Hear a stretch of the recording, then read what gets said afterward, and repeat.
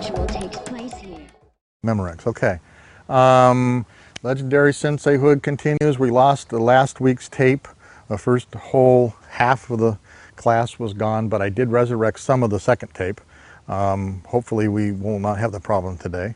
It has happened in the past, and it happened again. So what we're going to do today, what we missed last week with the 3Ds, I gave a discussion on the 3Ds, and from a Legendary Sensei Hood standpoint, every technique you have falls into one of three categories. Either it's dysfunctional, either it's disorienting, or it's death. Those are the 3Ds. So today we're going to do our standard white belt, blue belt stuff, right? But then, what time is it, Matthias? Time to take that watch off. And you're going to want to take that rubber band off you, and you can't take that off you, okay? The reason why is we do a lot of wrist grabs, so we don't want watches, you know, ripping people or getting geese snags or the like on things like that. So we're going to work our belt level material, then we're going to start with some knife stuff, I believe, and we'll see where we rock and roll from there. So without any further ado, we're going to, there's Larry Sensei coming in, and now that looks good, okay? That looks good. There you go. The only reason to be late is bringing beer and ice. The only legitimate reason, okay? Only one. Let's have some fun. We're going to go do our blue belt material again. Now, they learned last week, there's two things that, oh, camera time. There's two things that Sensei always knows when a student walks through the door. The first one is where they are in their curriculum, right? What they need to do. And the second one has they paid their dues, okay? Got to pay attention to paying dues. All right, you guys did learn your stance last week, I believe, right? I did. Okay, and you haven't learned anything. So let's get them in stance, blocks, and kicks. White belt only. Okay. Can I get a white belt syllabus, Matthias? Do you have one?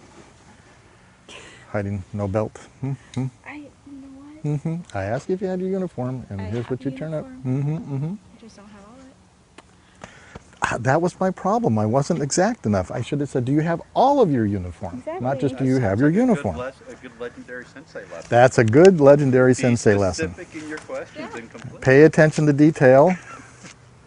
Oh, this is nice. Look at this. He's got it illustrated. Oh, let me zoom on that. Oh, yeah. That is nice. You should be an art piece. He's a kraut. Okay, there you go. Oh, by the way, we also had an email from Israel. That's why I'm wearing an Israeli paratrooper shirt. We're going to answer one of their questions that they had. Okay, there you go. Make it so, number one. And what I really want to see, though, is get them to kick and block. That's what I really, activity. Kick and block, kick and block, okay? All right, now we're over this way. You want to bring your blue belt syllabus out. Yep, that's fine. Okay.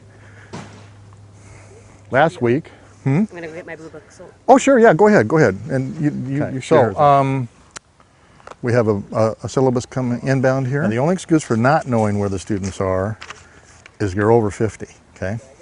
There you go. Okay, so we're going to talk about, here, hang on to that, our backhand, our back fist, okay, in particular. Our back fists come in two varieties. Ones that are on the side and then ones that come straight down. And this is redundant for Art Sensei, I'm sure, because ours look similar, I think, from Kempo. But so, chapter and verse. If we're in our stance, our back fist comes elbow out and in this way, and we always angle our fist so that our knuckles are striking. And let me hit you on the arm. Most people will hit like that, okay? We hit like that. Feel the difference in that? It's a huge difference. So when you hit the temple, which is a death move, okay? One of your Ds, right? You collapse that temple, you're going to cause a humongous hematoma in their head, and they're going to pass out and die. That's what's going to happen. So when you do a back fist, it's a very serious tool.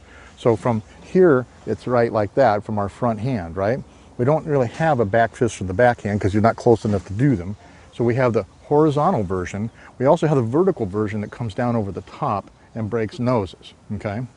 Now, it's kind of cool because if they're bent over or kind of hiding there, bend over and kind of hide your head a little bit, I don't really have a good back fist target from a horizontal standpoint, but boy, I sure do from the vertical standpoint. So that's why one of the many reasons you learn these things. The Core Plus part of this is simply when we fight, okay, we'll do this and that. It's always the opposite. So you're going to drive them down low to protect their groin. Their hands usually come down, okay? And then you pop right back up and they're done, right? So we start to bring in these combinations. So let's get you two guys to work together and you two guys to work together. Really simple. Come in and make sure that you're angling that hand for that strike, okay? All right. Can I fix that now? Which way is the opponent? Okay, good. Let me see the block. So All right. like this, right? Yes, now, this needs to come down to here because you want to be able to protect your groin, okay? This needs to come out to be 45 degrees. Close your fingers. So when this hits, it slides in, decomposes the force, and ends up on that back arm. That's the idea, okay? So when we're here, we're blocking like this, and this 45, if you're too shallow, if you're too deep this way, you just take the full brunt of the kick, right? If you're too shallow, you hit yourself in the face. So this is really important to be at that 45-degree angle because it stops it cold, doesn't it? Yeah. A lot of times people go, this is not going to work. Okay? Good job. Keep going. Me. Don't teach. That's my mat. Thank you. There's one teacher on a mat, although he's nice and helpful. Okay? Good. Now, all right, notice how you came back like Kempo? I poke you in the eye first. You want to start right from here. This starts here. It's already advanced. You do not have the time to cock it. Okay? It's got to be quick. It's pop. Okay? Right? It's right there. Right. So we don't wind up. This hand would normally be right here, right? Mm-hmm. It launches from this position. Remember this Mighty Bell? Mighty Bell was all tight. Got to relax. You'll be much faster if you're relaxed. Okay? And that's why we just really push the relaxation part. Okay? Miss Wasserman, I know you're trying to hit target, but don't lift your back foot. Okay. Okay? Come on, guys. Like this too. Yes, I talked about that. Sensei misunderstood. I thought you wanted us teaching also. No, shadow me. Sorry. I want you to see what I do, right from my eyeballs, and hear what I have to say, because that across the whole board, because that's going to be very important. Yeah, it's right. He just looks retired. You look a little awkward. I don't know why yet. And we don't really care yet. You know, we get them 40 or 60% close, right? That's all they're going to get. People will work and work for perfection. The student will never learn anything if you're just constantly. We don't want people to get so technical with the student that the student isn't learning anything. They're always constantly interrupted, right? So you just let it kind of go, and then you'll come back and you'll tune it a little bit, and then you'll see that they've got a bad habit going on or something. You'll come back and tune it a little bit. That's kind of our teaching style versus what a lot of other people do is very exact. This way, no, that way, that way, that way. Oh, no, that angle's wrong. No. Well, how can you learn in that kind of an environment? So we get it close. Close is good. And then we constantly palm strike. We do an inordinate amount of different hand strikes because we can damage fingers. So that's why when you're teaching, you want to tell your students, you know, why are we doing this so much? But a palm strike is unlike any, and it'd be interesting, your guys' palm strikes are probably like that. Ours are not. Ours are like that, okay? And so we're actually raising up, driving upward, getting that gravity component like last week. I can make your body heavier. If I just push this way, now just relax. If I just push this way, that's one thing, right? But if I can push upward, your body's heavier because the gravity component's working, right? So when you decompose a strike, when we strike in straight like that, that isn't as good as if you're going to drive upward on them, and then it's as if, let me see, I'm getting tongue-tied here. If you want to break a board, you want to hold it at both ends typically, okay? You want to make sure it doesn't go anywhere. We don't break boards, but that's the theory, right? You want your force to go through there and this thing doesn't move. Well, if we hit somebody this way and physics takes over, they're allowed to move, it actually lessens the amount of punch that you're delivering. The energy is in pushing, not in damage. So if this had a unit 10, just arbitrary number of energy that I want to transfer to his body. So when I hit him and he deforms and he moves with that, right? I might only transfer 70% of that or 50%. But if I'm lifting on him and driving upwards, right? He can try to move, but now you're lifting him up and I can deliver almost the entire amount of energy on that. So our palm strikes come from here. We're in our stance and we're striking this way with really this part of our hand, and we're lifting upwards into their chin, right? So we're actually using that body component, a gravity component in our strikes. So that's your palm strike from the front hand, palm strike from the back hand. Remember to cover, always cover. Okay, give that a try. Are you contacting? Okay. What I'm trying to do there is always have them be active. A lot of teachers will stand and talk and talk and talk and talk, and the students aren't doing anything. That's really bad, okay? There's a time to talk and there's a time not to. Now the other fun one, of course you can't do it to her, but you can do it to him, is driving inward on that body, okay? Okay. You can also drive into his body if you want to. Nice lifting action, by the way, something I didn't point out.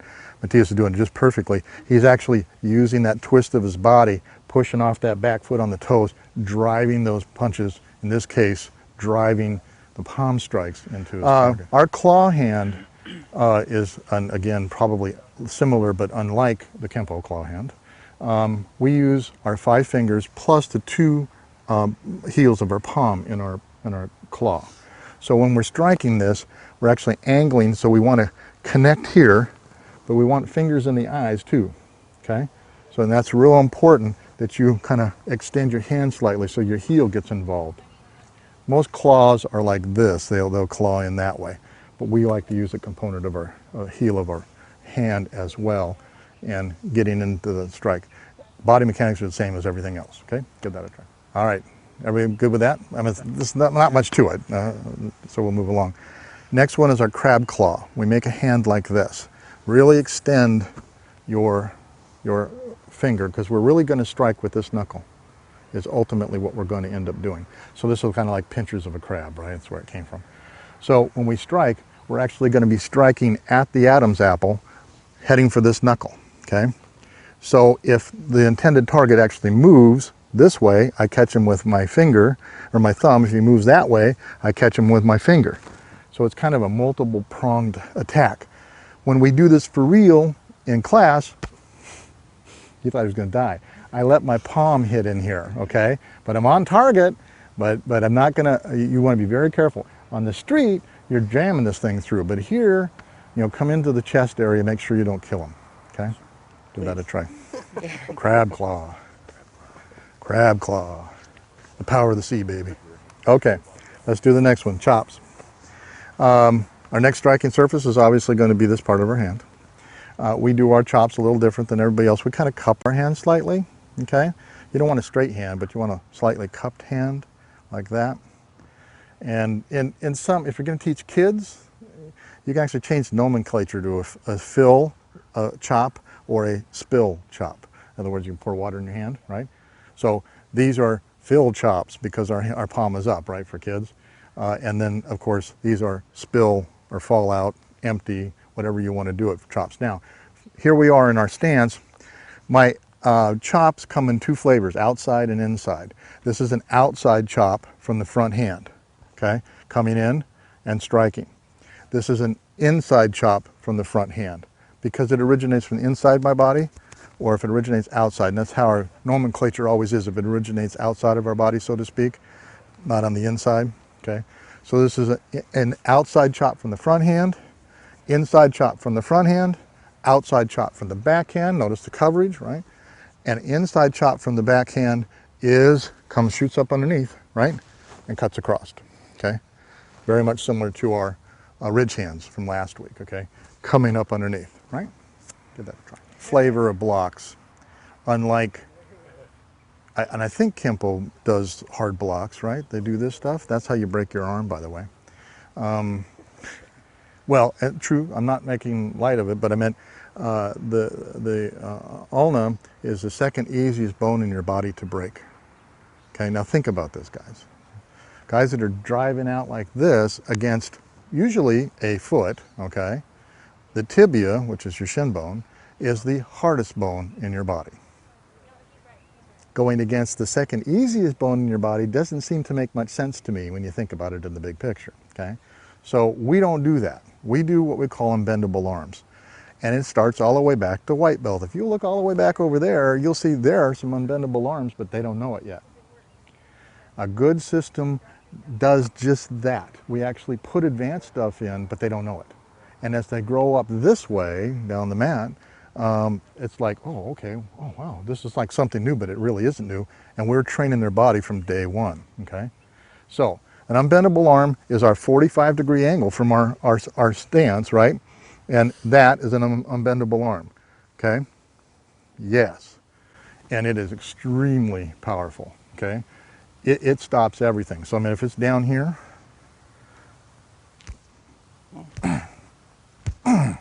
ouch. Pretty strong, huh?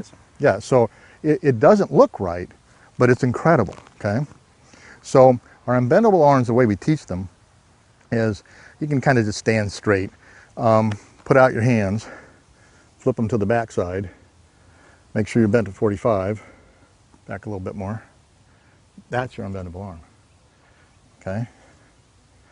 And they go up and they go down. They work independently even, okay? So when we're fighting, we're blocking like that with our unbendable arms. Very powerful. The other part that's really cool about it is you're engaging the muscles and not the bone as the major stopping point, the major impact point, because you don't want your arms broken if you can help it, okay? The other thing that's nice is in a defense of a blade, if a blade's coming at you, we do our unbendable arm, but if I blow it, what's he cutting? He's cutting nothing of that, he's not getting a lot, okay? Or in this case, if I'm back here, he's not getting much either, okay? But you want to make sure that that's what gets hit more than anything. You don't want it hit up here.